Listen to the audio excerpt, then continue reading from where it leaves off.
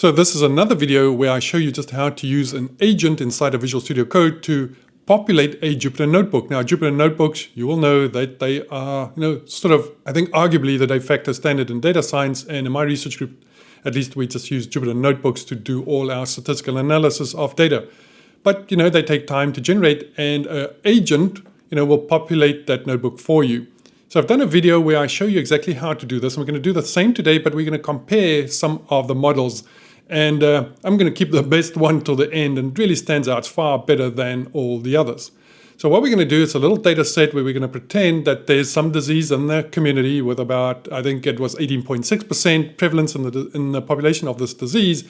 And we have some gold standard that absolutely identifies someone as having or not having the disease. And then we're going to introduce this new test. And we want to know about the sensitivity, specificity, positive and negative predictive values of this test.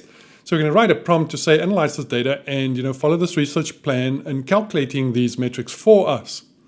So I'm going to show you how to use, or at least show you the results that we get from Claude, from Gemini, and from two ChatGPT models, from two OpenAI models, the GPT-4.1 and the O4 Mini model. And I'll show you, all the steps once again using one of the models. And I'm going to keep the other three. I'll just show you the results of that and keep that suspense till the end, because as I say, there's this one model that's much, much better than the other one. So let me open a Visual Studio Code and let's get an agent to do all our data analysis for us.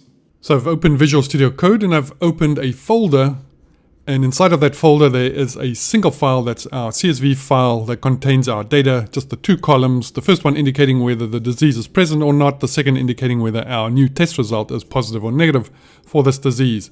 If I go down right here to extensions, just to remind you that I have a bunch of extensions installed. The important ones, of course, number one, have Python installed on your system. So just go to python.org and download a version onto your system. I then do have the Python extension installed here. So you can just go to the marketplace and search for Python if that's not installed by default. The other important one here is Jupyter. You have to have that installed as well. And then finally, GitHub Copilot.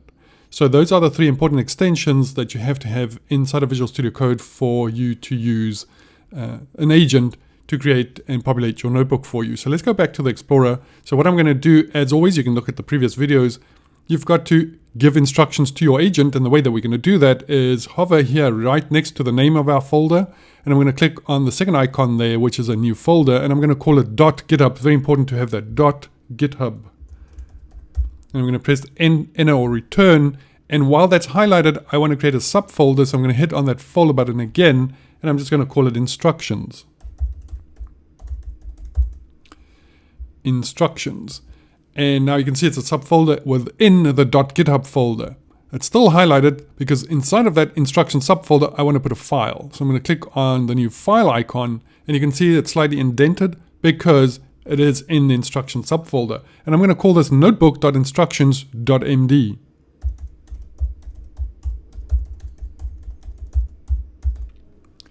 Notebook.instructions.md. So it's going to be a markdown file. And what I'm going to do, I'm going to copy and paste the text here. This will be the text. Remember, it'll be in the description down below. You can copy and paste it yourself. But this is where we're going to give our agent its instructions on how to generate, how to populate this notebook.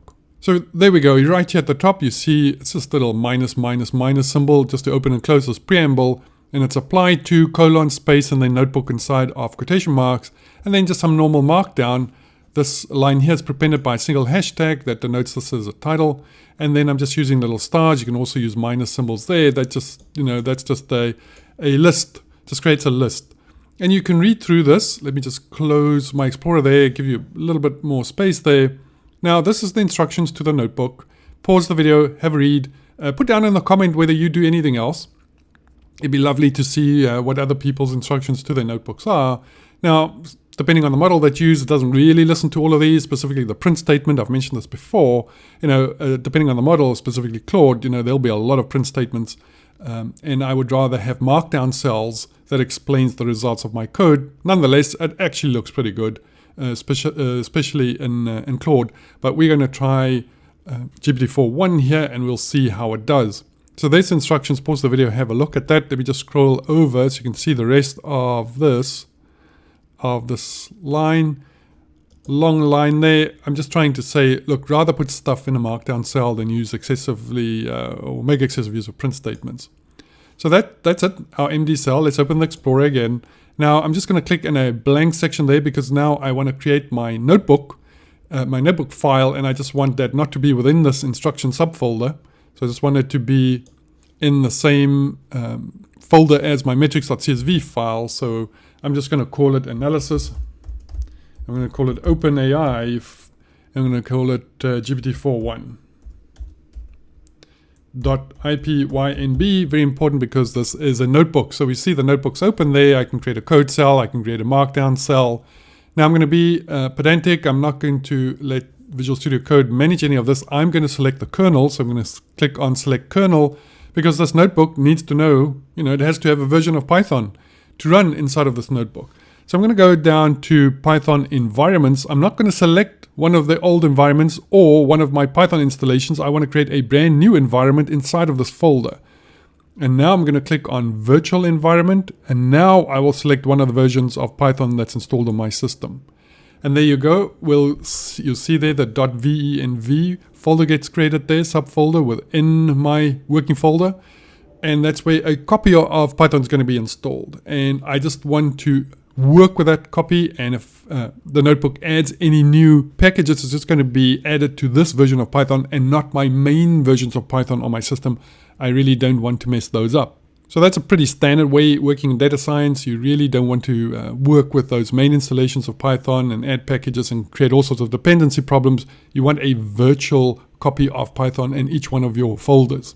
Now that the notebook is opened, we can actually start interacting with our agents. I'm just going to give myself a little bit more space. I'm just going to close the Explorer there, and I'm going to click right there at the top, that icon top right. It says toggle secondary sidebar, and there we go. I can see that it has as context at the moment the analysis OpenAI GPT-4.1.ipynb file, but I want to add more context. I'm going to click on the add context button, and then I'm going to click on instructions, and there's my notebook file. Remember, if it's not there, you can always just go to files and folders and then just click on your notebook file. But if you did everything correctly, most of the time, it will show that notebook.instructions.md file there, and that's what you click on. So I've got the instructions here to the agent, and I've got the notebook open. And now, again, I've got the agent selected. I'm not going to ask, like with a normal prompt, I want the agent selected. And now let's choose our model. And now I'm going to choose GPT-4.1. And now I can write my prompt. And there's my prompt. As per usual, these prompts are, pretty substantial. In real life, I'll make it even more substantial because, the better you interact with these models, the better your results are going to be. So just a little bit of it. I said the CSV file contains data on an experiment to determine the sensitivity, specificity, positive and negative predictive values of a new test for a specific disease. Now, don't worry. Again, this will be in the description down below. You can copy and paste this. A total of 322 participants were selected for the experiment to reflect the current prevalence of the disease in the community, which is about 18.6%. There was a non-random selection of people. So 60 participants have the disease and 262 do not. And if you work that out, that's going to be about 18.6%, reflecting the prevalence of the disease in the community. So the disease column, I put that disease in little backticks. You don't have to. Has two categories there. No indicates the absence of the disease as measured by a gold standard test. And yes, indicates the presence of the disease. The test column has two classes and records the results of the new test. So it's going to be negative, indicates a negative test for the disease, and positive indicates positive test for the disease. Now analyze the data using the following plan. So this is not my instructions, this is my prompt. The instructions to the agent that goes in that instructions.md file or the notebook.instructions.md file. So I'm going to say calculate and visualize the frequency and relative frequency of each class in each of the disease and the test columns. Create a contingency table of the two columns and visualize the results. Calculate and interpret the joint probabilities of the contingency table, and calculate and interpret the marginal probabilities. So I put in those two, those are, sort of typical things that if you are, teaching these things, you bring in the idea of joint probabilities, marginal probabilities, and conditional probabilities. So I sort of see just a little added analysis there. Calculate and interpret the sensitivity and specificity of the new test. Calculate and interpret the positive and negative predictive values of the new test. And then write a summary and conclusion of the analysis of the new test. So let's go for it. And immediately it comes up and says, well, we need to install a couple of packages into this virtual environment, this copy of Python. And so I'm going to just do the drop down. I'm going to say allow in this workspace. And now these packages are going to be installed inside of my virtual environment. And there we go. It says it needs to restart the kernel. Let's do that. I'm also going to allow that in this workspace. And now it starts populating my notebook. Look at that. It's got a beautiful title and it's got a little subsection there just introducing what this notebook is going to be about. Seems to be writing some code for importing the packages. And it sets some white grid style and a muted palette. Nice decision there, creating nice plots. It's going to load and give an overview of the data there. It's going to do the frequency and relative frequency analysis. And it seems like it's going to create a couple of plots. The contingency table and visualization. And then the joint and marginal probabilities. And then do the sensitivity and specificity calculations, positive and negative predictive values, and a summary and conclusion. Right, and it seems that it is done. So let's keep all of these.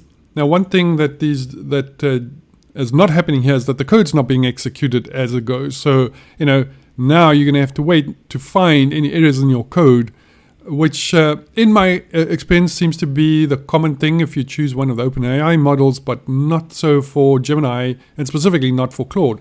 So let's run all of this ourselves. I'm going to go up here to the Run All button, and let's see what happens. This first cell is going to take a while to execute because it's got to read in all these packages. Okay, it's loaded the data. It's showing the first 5 rows of data there. You can see it was 2 columns, disease and test, and then this first person by some gold standard doesn't have the disease, and the new test, the one that we're experimenting on, that was negative, etc. Frequency and relative frequency. It's given us some nice plots. It says as far as the disease status is concerned, most people did not have the disease. A few then had the disease, reflecting that 18.6% probability or prevalence of the disease. And you can see that they're in the frequency and relative frequency. So 60 people have the disease. That's about 18.6% prevalence there. And when it comes to this new test results, most people were negative.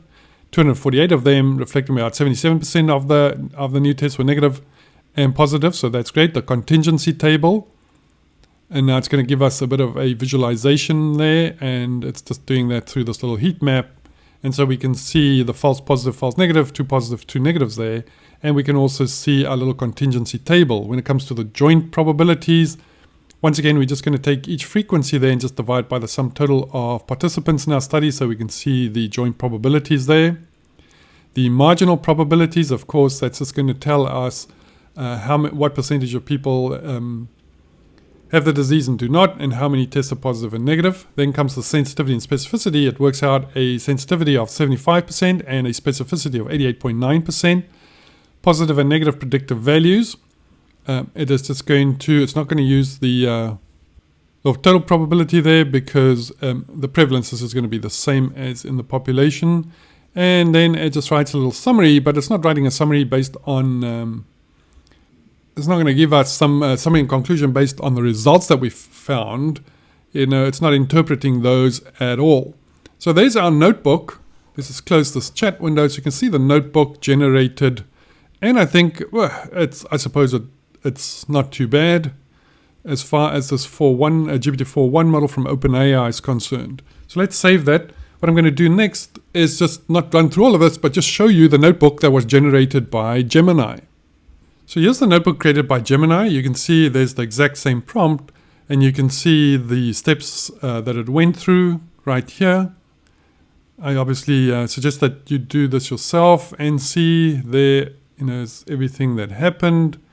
One thing that went wrong is it got to the step where it said, I will continue to add analysis to the notebook, and then it just stopped. Nothing happened. And I wrote a prompt and I said, please continue. And then it continued with, creating the rest of the notebook. So here's the notebook. It looks very similar to what GPT 4.1 did. You can see a couple of more print statements there, so you have to read carefully inside of the results of this print statement. But it did give us, I suppose, a bit more information in the markdown cells as far as interpreting the results are concerned. You see the contingency table there, the joint probabilities, and look there. I mean, there's our joint probabilities, but there's actually a little bit of a markdown cell there. If I click on that, there's our markdown cell. And so it gives us this normal English sentences, just interpreting these results, which is much better than the 4.1 model did. And we can see the same there, sensitivity and specificity. And it actually writes there for us, the sensitivity of the test is 0.75, which means that the test correctly identifies 75% of people who have the disease, and the specificity being 0.89, which means the test correctly identifies 89% of people who do not have the disease. So if you just isolate everyone without the disease, and 89% of them had a negative test result.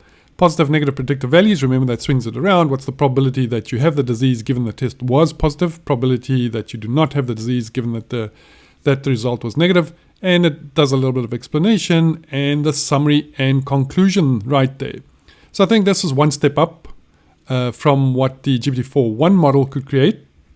Next up, I want to show you the results of the O4 Mini, the OpenAI O4 Mini model, which just really did not work at all.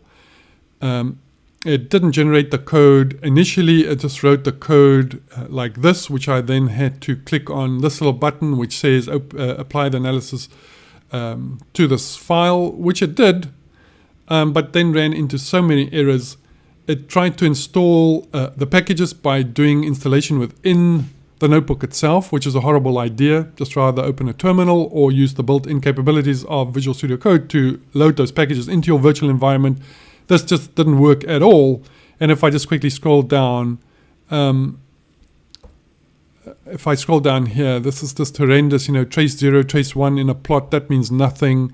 It was just all in all, very little information. And then that's it. There's not even a summary test result. I really struggled with this O4 Mini model in writing this code for me. Let me know in the instructions down below. Let's have a chat about your experience with O4 Mini in creating these notebooks or in other coding environments, and this really didn't work for me. And then finally, the Claude 4 Sonnet model. Now, as promised, I kept this one to the end, and it is just absolutely the winner. It is absolutely fantastic. Here, as the results on the right-hand side, you can see I used exactly the same. There was no problem installing all of these packages. Just created all of the code, and in the end, as part of the prompt, it just gave me a summary of all the results. You can see the actual results are there. Let me close this so we can just look at this beautiful notebook that was created. So there's our title, a little introduction there. We see the import of all our packages there. And it's going to print some of the results. Not 100% what I like, but anyway, not too bad.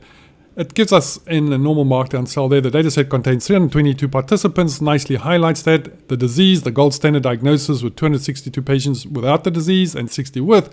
And the new test result, 248 negative and 74 positive. And that gives us a prevalence in this sample set of 18.6%, which matches the expected community prevalence. It's going to now, create all those for us. Again, as I say, it's print statements, which is not what I like. I prefer just, a markdown cell with that, but it's done quite a good job. And look at all these beautiful plots, frequency and relative frequency and distributions, disease and not disease, test positive and test negative. Absolutely fantastic. Written down the key observations for us right there. Creating the contingency table. There's our contingency table. Again, as a print statement, not the best, but then gives us the true negatives, false positive, false negative, true positives right there. And it gives us different heat maps as far as our confusion matrix is concerned. So you see again, true positive, true negative, false positive, false negative. Creates another visualization of that, the true negatives, false positive, false negatives to true positives. Writes all of that out for us in a table explaining the results of our contingency table. That's absolutely fantastic. Now calculating the joint probabilities, tells us there what the joint probabilities are. What's the probability that the disease is no, but the test is negative, probability disease no, test positive, etc. Explains all of those. The marginal probabilities, look at this. I mean, nobody likes a pie chart, but this is fantastic. Just showing us as far as the disease is concerned, 18.63% versus 81.37%, and then the test results, the positive and negative. I think that's absolutely fantastic. And then explains these marginal probabilities, moves on to sensitivity and specificity. Look at that, sensitivity and specificity, all there for us. The test performance metrics, once again, sensitivity, specificity, positive, negative, predictive values, gives us sensitivity and specificity, absolutely explains that in a markdown cell, giving us then 1 in 4 people with the disease will be missed. and 1 in 9 healthy people will be incorrectly flagged as having the disease, the false positives. That's absolutely fantastic, this interpretation. And then again, the data visualization of all of that. Lovely data visualization. Again, now giving us positive and negative predictive values and explaining what it means to have a PPV of 60.8% and an MPV of 94%. Some clinical insights into that. Look at that. The test is much better at ruling out disease, the high negative predictive value, than confirming the disease, moderate positive predictive value. The negative result, a negative test result is highly reliable. A positive test result requires caution because about 4 out of 10 positive results will be a false alarm. And then summary and conclusion. Look at this. Gives us all of those metrics once again. And a radar plot. Look at that. Fantastic. Giving us specificity, positive, negative predictive value there, accuracy and sensitivity, and the red marker at the 80% mark. That's absolutely fantastic. And then look at this final conclusion and clinical recommendations. Absolutely fantastic. So I think a clear winner once again to Claude. And when I create these notebooks using an agent right at this very moment of recording, as you can see here, in our little experiment, there's nothing that beats Claude for Sonnet as far as the models that I have available in my subscription. So I hope you enjoyed this video. Let me know in the comments down below which, are you using agents to generate these notebooks, or are you just doing it, shall I dare to say the old-fashioned way, we just create cell by cell, whether it's a code cell or a markdown cell, and you can get the models to write the code for you in that way, but just to use an agent to do all of this. What do you think of this? Are you using it? If not, are you going to use it? Just let me know in the comments down below.